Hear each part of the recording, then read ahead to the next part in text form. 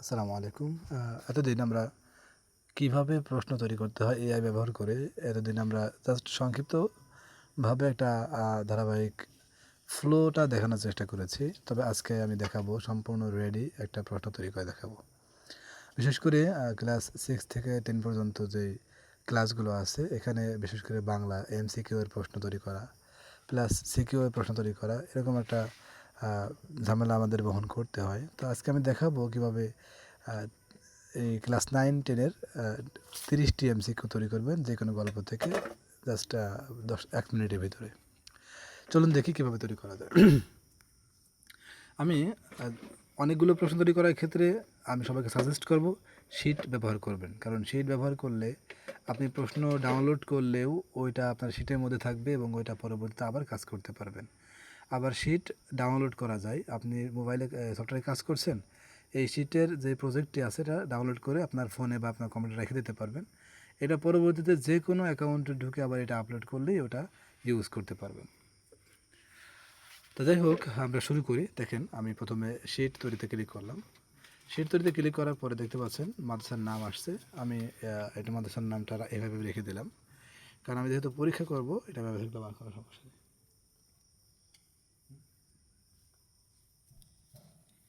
যাই হোক, এখন আমি যেহেতু আমার কারেন্ট প্রতিষ্ঠানটি এইটাই, আমি একটু দেখে নিই কোনটা প্রতিষ্ঠান চলতেছে। ইকরা মাদ্রাসা, আমি ইকরা মাদ্রাসা ক্লিক করে নিই, এবার সেট তৈরি করি। আচ্ছা, ইকরা মাদ্রাসা দেওয়া আছে, পরীক্ষার নাম দিয়ে দিলাম যে অর্ধবার্ষিক পরীক্ষা, এই যে অর্ধবার্ষিক পরীক্ষা 2026 ইংরেজি। আচ্ছা, এবার দেখতে পাচ্ছেন প্রতিষ্ঠান থেকে আমি ক্লাস নেব। আপনার যদি ক্লাস অ্যাড করা থাকে প্রতিষ্ঠানে এটা এখানে শো করবে, যদি না থাকে কাস্টমে ক্লিক করে আপনি নিজস্বভাবে ক্লাস তৈরি করে নিতে পারবেন। আমি আমার প্রতিষ্ঠান থেকে নিচ্ছি। মনে করেন আমার পঞ্চম শ্রেণী হাইয়েস্ট আছে, পঞ্চম শ্রেণী ক্লিক করলাম এবং এখানে পঞ্চম শ্রেণীর বইগুলো কিন্তু চলে আসছে। আসুক, আমি এগুলো ডিসিলেক্ট করে দিলাম, কারণ আমি শুধুমাত্র বাংলা প্রশ্ন তৈরি করব। এবার আমি শিটটি তৈরি করে দিলাম, দেব এখানে একটি বিষয় আছে। আচ্ছা, যাই হোক, ক্লিক করলাম। আমার একটি প্রশ্ন তৈরি হয়ে যাচ্ছে। ওকে, অর্ধবার্ষিক পরীক্ষাটা কই গেল?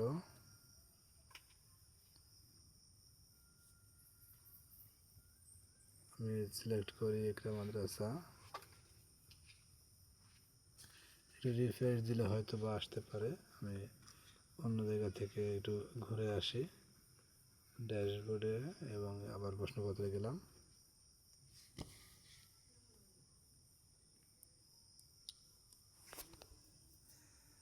কিছুক্ষণ সময় নিচ্ছে।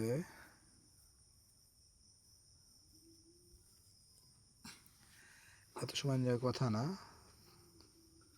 সম্ভবত এটা ফেসিংয়ে কিছু প্রবলেম থাকতে পারে, এটা ঠিক হয়ে যাবে ইনশাল্লাহ।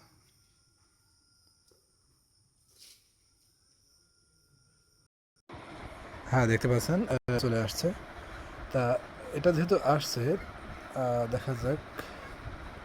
ক্লিয়ার সিলেকশন দিলাম, দ্বিতীয় সম্ভবত সব চলে আসছে। আমি এটা ফিল্টার করে দিই, ইকরা মাদ্রাসা দিয়ে দিই। এই দেখেন অর্ধবার্ষিক চলে আসছে। এখানে ক্লিক করলাম এবং বাংলাতে ঢুকলাম। ভিতরে ঢোকা লাগবে না, আমি ভুল করে ঢুকে পড়ছি। দেখেন এটার উপরেই ম্যাজিক একটা বাটন আছে, এই বাটনে ক্লিক করলাম। ক্লিক করার পর এখানে আমাকে টেক্সট দিতে হবে। আপনি গল্প বা পূর্বে কোনো প্রশ্ন লেখা, হ্যাঁ, আপনি যদি যাই দেন না কেন এটা কিন্তু ইজিলি এখানে পেস্ট করে দিতে পারবেন। যেমন আমি আমার টেক্সট করা ছিল, মানে ইমেজ তোলা ছিল, আমি সেখান থেকে টেক্সটটা কপি করে নিব। এখানে দেখেন আমাদের ক্লাস 9-10-এর ফুলের বিবাহ যে গল্পটা আছে, এটা আমি এখান থেকে টেক্সটটা কপি করব। টেক্সটটা হচ্ছে শেয়ার গেলাম এবং জেমিনিতে যাব। জেমিনিতে না, সরাসরি লেন্সে যাই, কারণ লেন্সে কোনো খরচ নাই, ফ্রিতে করা যায়। লেন্সে আসলাম, এখানে টেক্সটগুলো মার্ক হয়ে যাচ্ছে।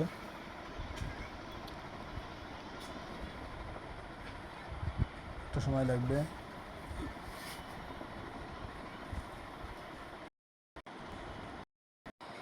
তো এখানে টেক্সটগুলো রেডি হয়ে গেছে, দেখছেন। টেক্সটগুলো আমি ফুল মার্ক করলাম এবং কপি করলাম। এটা আমি রিমুভ করে দিলাম এবং আমাদের সফটওয়্যারে চলে গেলাম। এখানে সফটওয়্যারে যাওয়ার পর আমি এই টেক্সটগুলোকে শুধুমাত্র এখানে পেস্ট করে দেব, দেখতে পাচ্ছেন। এখানে পেস্ট করে দিলাম। এখানে আমাদের ফন্ট আমাদের ফন্ট যেই সাইজ দেখা যাচ্ছে আমরা একটু বড় করে নিতে পারবো বা ছোটো করে নিতে পারবো, এটা কিন্তু ইজিলি করতে পারবো। যেহেতু ফন্ট বড় ছোটো করা শেষ, এখন আমি কমান্ড দিব যে 30টি MCQ। আচ্ছা, 30টি MCQ 30টি MCQ দিয়ে দিলাম জেনারেট করতে উইথ 4 অপশন।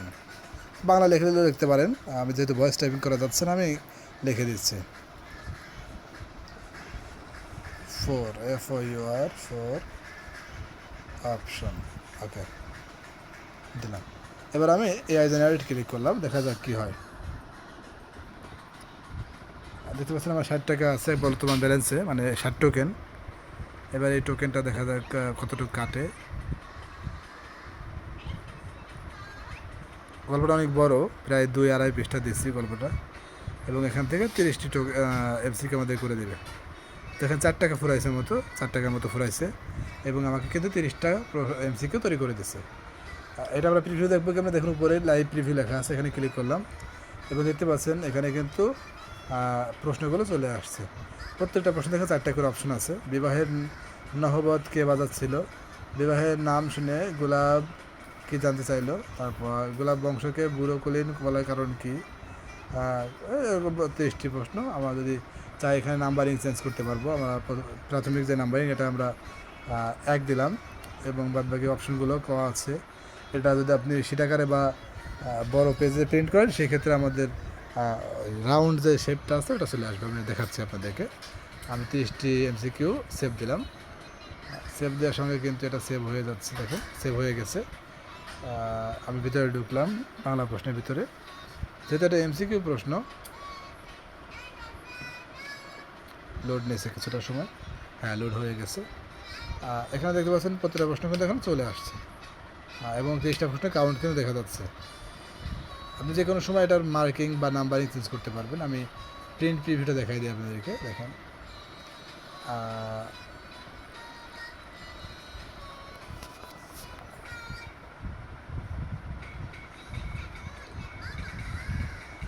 কিছুটা সময় লাগছে। হ্যাঁ, দেখেন চলে আসছে আমাদের 30টা MCQ কিন্তু চলে আসছে অলরেডি। যদি এটা চান যে এই ফরম্যাটে না, আপনি স্কুলে যে ফরম্যাট সাধারণ ব্যবহার করা হয় A4 সাইজ, আমি A4 সাইজ ক্লিক করলাম, দেখেন এটা কিন্তু A4 হয়ে গেছে। মানে এটা এখানে মোবাইলের মধ্যে দেখাচ্ছে, এটা জাস্ট প্রিন্ট মোডে প্রিন্টের মধ্যেই দেখাবে। এবং A4 সাইজ না, শুধু আমি চাচ্ছি হচ্ছে এটাকে স্কুলের যে সিস্টেম আছে ডাবল কলাম, তারপরে MCQ অপশন, হেডার অতিরিক্ত অপশনে আসলাম, 2 লাইনে দিলাম উত্তরপত্রে অ্যান্সার কি থাকবে না, ডিভাইডার বিভাজক রেখা থাকবে, এবং এটা ডাবল লাইন থাকবে, ইনফো বক্স থাকবে না, বিষয় কোড থাকবে, বিষয় কোড এবং সেট কোড থাকবে। আমি যদি ক সেট দেই এবং খ সেট দেই, দুইটা কিন্তু আলাদা আলাদা প্যাটার্নে, একই প্রশ্ন আলাদা আলাদা প্যাটার্নে বা আলাদা এসে তৈরি হবে আর কি। এখানে একটা হেডার দিয়ে দিলাম এবং এটা MCQ এর জন্য দিলাম। সর্বশেষ আমি আপনাদের যদি দেখাই, দেখেন আমাদের প্রশ্ন কিন্তু তৈরি হয়ে গেছে, মানে প্রশ্নপত্র পুরো স্কুলের যে সিস্টেম স্টাইল আছে ওইভাবে কিন্তু তৈরি হয়ে গেছে, দেখতে পাচ্ছেন।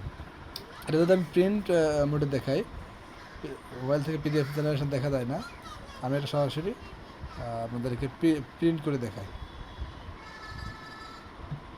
আচ্ছা, আমার সেটিংয়ে গেলাম,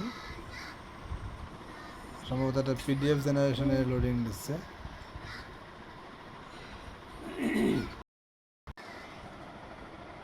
হ্যাঁ, দেখতে পাচ্ছেন আমাদের কিন্তু প্রশ্নপত্রটা একবারে প্রিন্ট ফরম্যাট হয়ে গেছে 2 কলামে, এবং এখানে নোট, মেসেজ, সেট কোড, বিষয় কোড সব কিছু কিন্তু আছে। এটা যদি আমি এখন প্রিন্ট করি, মোবাইল থেকে প্রিন্টে দিলে আমার পেজ সাইজটা চেঞ্জ করা লাগবে। এটা A4 আছে, সমস্যা নেই। দেখতে পাচ্ছেন না, কিন্তু পুরো প্রশ্নপত্র হয়ে গেছে। এবার এটা যদি আপনি সরাসরি সেভ অ্যাজ PDF দেন, যেখানে সেভ অ্যাজ PDF, এটা কিন্তু PDF হয়ে যাচ্ছে। দেখেন এটা PDF হয়ে গেছে। এটা আমি দেখব কোথায়, এটা আমি যাব হচ্ছে আমাদের ফাইলে যাব, ফাইলে যাওয়ার পর ডকুমেন্ট এবং পিডিএফ, দেখেন পিডিএফ ফাইল চলে আসছে।